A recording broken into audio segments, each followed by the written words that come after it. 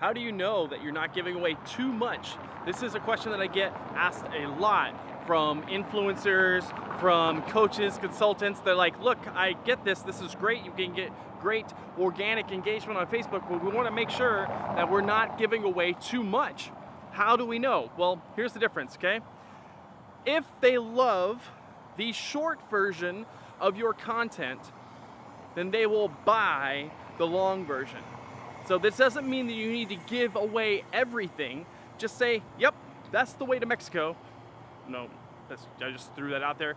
That's the way to California. Yep, that's the way to New York City. And when they say, awesome, but what road should I take?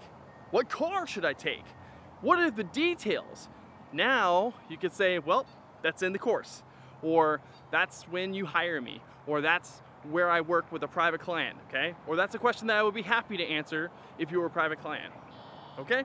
So again, if they love the short version of your content, then they will buy the long version.